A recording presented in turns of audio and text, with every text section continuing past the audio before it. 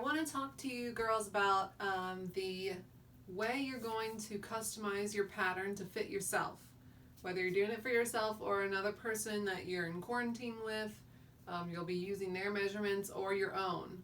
So how do you get a pattern from your measurements?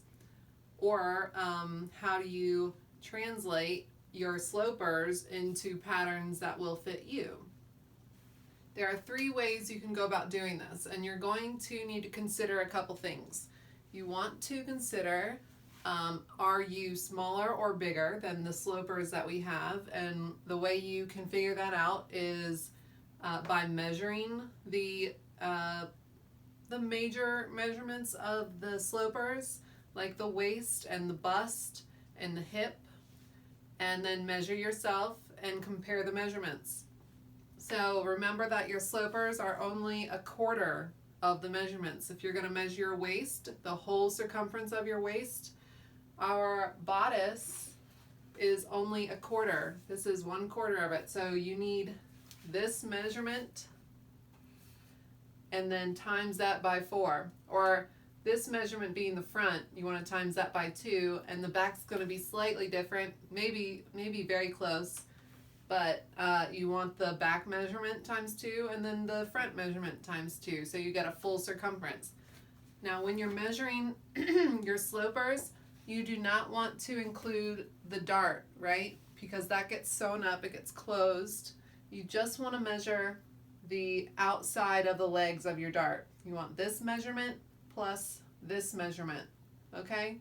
So don't include the depth of that dart, okay? Now, the other thing you want to consider when you're trying to figure out the best way to customize for your pattern is what piece are you doing? What garment are you making? We don't have pant slopers. We only have bodice and hip foundations. So if you're doing pants at all, you're going to have to draft from scratch. And we'll walk through that one-on-one. Don't worry about that. But consider that. Is your garment that you're going to make, can it be derived from the bodice and or the hip foundation? Okay, now let's start with the first method, and I'll try to be really quick with this because I know that videos it gets long and you start to like wander off and fall asleep, whatever. So I'm going to try to be quick and just tell you the need to know stuff, and then hopefully you can just apply it to a broad base. The first is customizing your pattern through draping. So you would need to make a sample out of muslin first with the slopers that you have. And the way you drape is through fabric on the dress form, right? You're draping, you have the fabric, and you do it in 3D in the fabric on the form. So the way you would do this is, say you're going to do a bodice and you use the sloper to cut out your bodice, you sew it up, and that's your sample. Then you need to put it on. The best way to do that is inside out, so you have the seams to work with and the darts to work with. You can either sew up the darts and the side seams with a loose basting stitch so you can take them apart, but you want to put it on your body and then pinch in areas where you need it, or let it out. So if you're going to go this route and you think that you're close to the size of the sloper, and this really is only, you're only able to use this method, customizing from the slopers through draping, you're only able to use this method if you are close to the size, maybe an inch, maybe 2 inches, bigger or smaller than the sloper. But if you are too far away, like more than 2 inches off, then this isn't going to work for you. So this first one,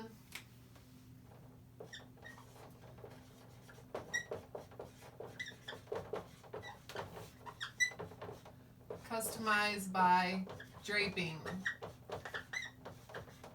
When you cut out your sample fabric and you're trying to do this method through draping, give yourself extra fabric in the side seams. You don't want that regular 1/2 inch. Remember, the slopers don't have any seam allowance in it.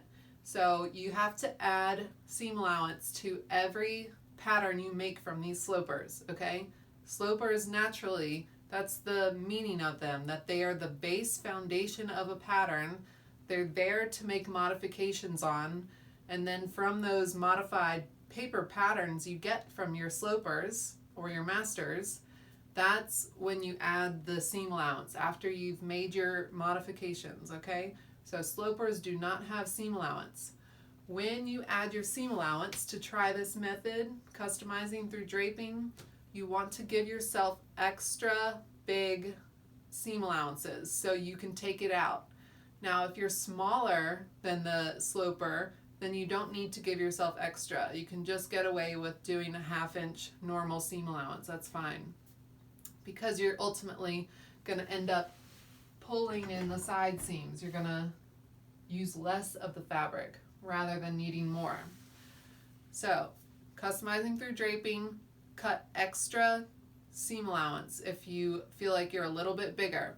Now, the reason that you can't do this if you're too small or too big either way is because the darts are going to be in the wrong position.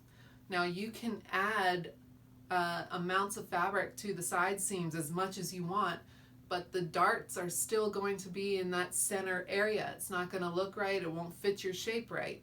So that's why this is only good for people that are very close to this size, okay?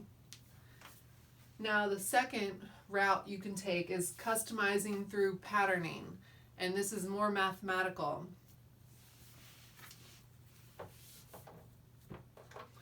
So customizing through patterning.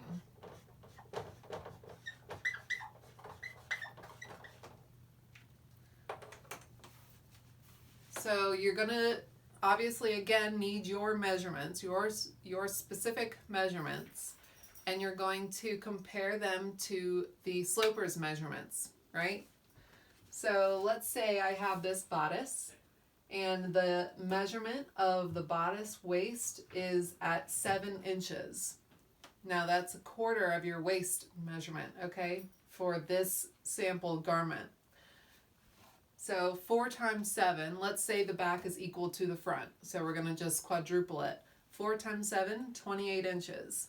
Let's say I have a 30-inch waist. I need to add 2 inches total to the waist. So I'm going to distribute that 2 inches equally all around all 4 slopers. And so each sloper, if this is just 1/4 of my garment,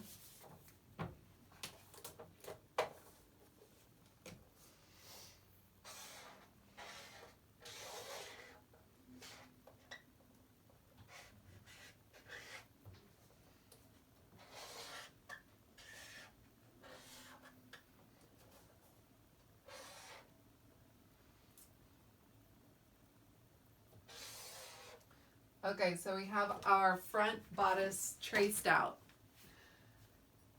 This is our waist. We decided that the measurement of our waist, we're not including the space in between the dart, but this measurement plus this measurement, let's say, is 7 inches, okay? Now the other half of my front is going to be another 7 inches. And let's say the back is also 7 inches, whatever it is, it'll work the same way. So that gives us a total of 28 inches .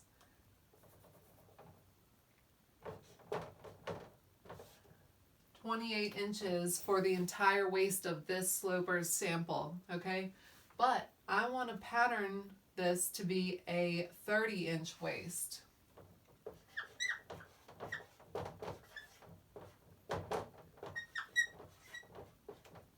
Now that's 2 extra inches that I'm trying to add.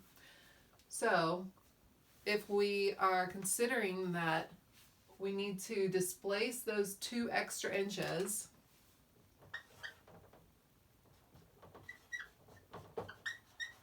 we have 4 pattern pieces that need to be adjusted.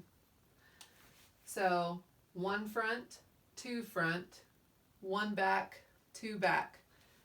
Now if we divide 2 inches by 4 for 4 pieces, 2 fronts and 2 backs, that's 1/2 inch each.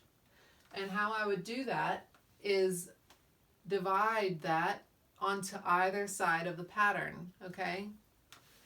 Now the center front seam isn't going to move, okay?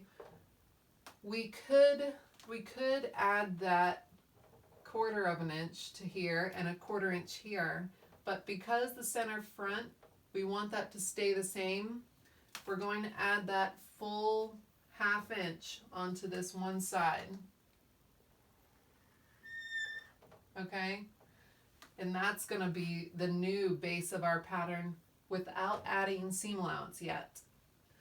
Now the other front would get a 1/2 inch on the side seam also, and that just made our whole front a full inch bigger.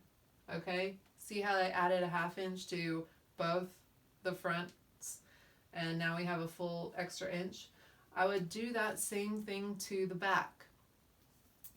Now there are times when you would half that, because each pattern piece, say you had a skirt, a gored skirt, and you wanted to add that 1/2 inch to each pattern piece, well you would take only 1/2 of that measurement that needs to be added to it and put it on either side, meaning that you'd only add 1/4 of an inch to this side and 1/4 inch to this side. Everything on your patterns has to be considered though. You need to consider, how far down do I need to make this new armhole? How big is my armhole exactly? Or how small is it? You need to consider, what is my HPS right here? And a lot of these are going to work for everybody. Because we are very similar in height most of the time, but we do have very different shaped bodies. So it's going to be a case-by-case basis. So you need to consider that. The third, so this is the customizing by patterning, and it's more mathematical. We divide what we need and displace it to all 4 patterns. If it has 4 patterns, sometimes it's only 1 or 2. So that's the second method, by patterning. The third method is just drafting from scratch. This is where you have your sheet of measurements, and I hope that you bought the book like you were supposed to at the very beginning of the course.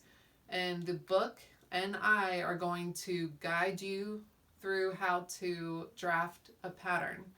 And it is much more intensive than just tracing off a sloper, okay? You are establishing all of your straight and cross grains and doing a lot of measurements horizontally and vertically. But ultimately, you get a pattern that fits you perfectly, okay? So you might really be enticed by drafting from scratch to get that ultimately perfect custom fit garment. Okay, so this is what you need to consider after you have your final illustrations, and we meet on Thursday. We're going to have our scheduled meetings, and when you meet with me, have a plan already in mind. Consider what I just told you and figure out what is most appropriate for your situation. Because once you start to give that a little bit of thought, you're already a step ahead. You've already given the process some consideration. So go ahead and consider what would be most appropriate for you to do. And then we will work through the process together, one-on-one. Okay, you guys, I will see you on Thursday, and stay on your fabrication, trying to get your fabrics, and also make sure you do your measurements if you haven't already done that. And then final illustrations are due Thursday before class. So check out the description on Blackboard if you haven't already. Okay, I'll see you soon.